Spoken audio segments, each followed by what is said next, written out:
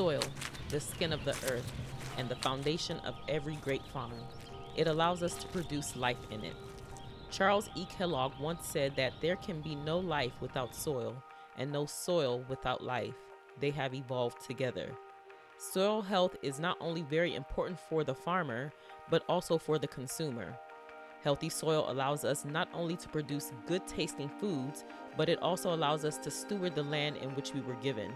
If indeed we desire that the earth yield her increase unto us, we too must therefore take care of the very foundation in which she will be able to yield her increase. It's a relationship that we must feed in order for it to feed us.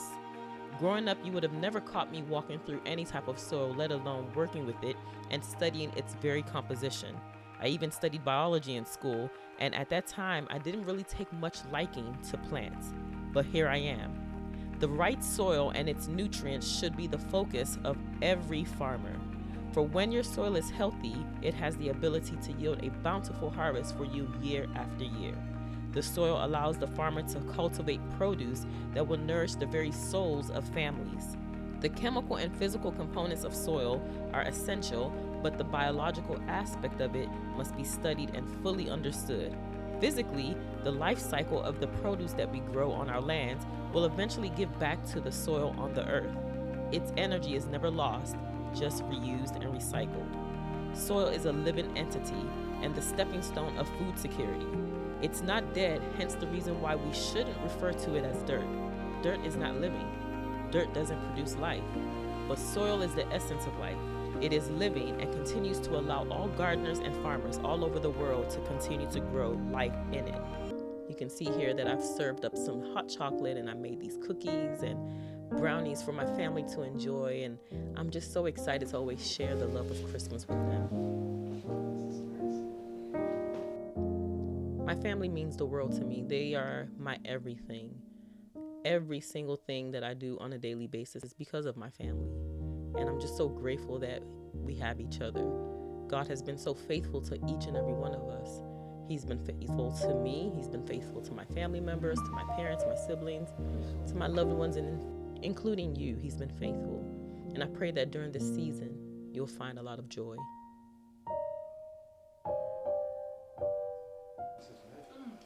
Merry Christmas all. Merry Christmas. Cheers.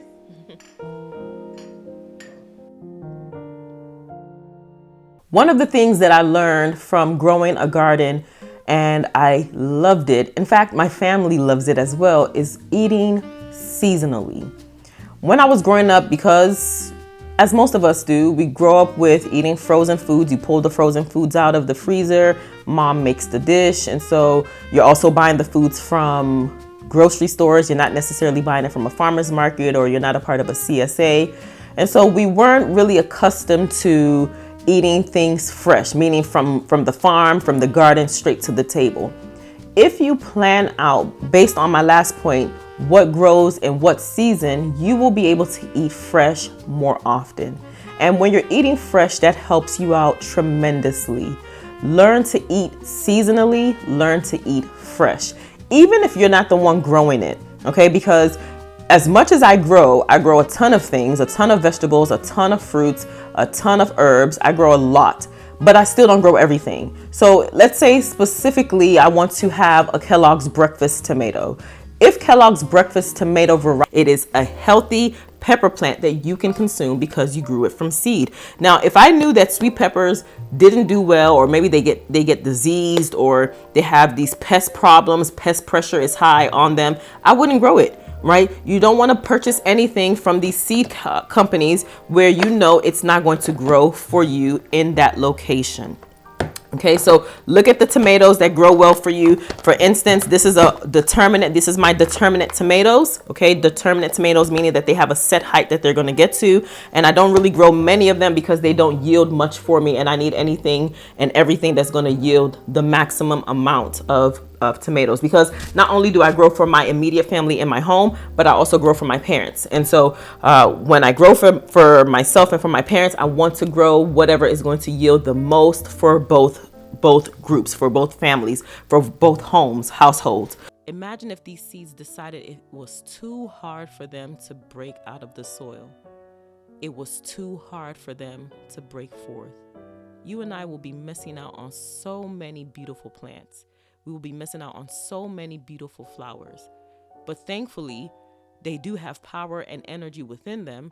And as long as you give it the right conditions, you place it under light, you give it the amount of water that it needs, you feed it when it's necessary, just like you are feeding yourself, and just like you hopefully spend time in the daylight and you give yourself water, the plants will break forth. And it's the same thing with you. You'll break forth too.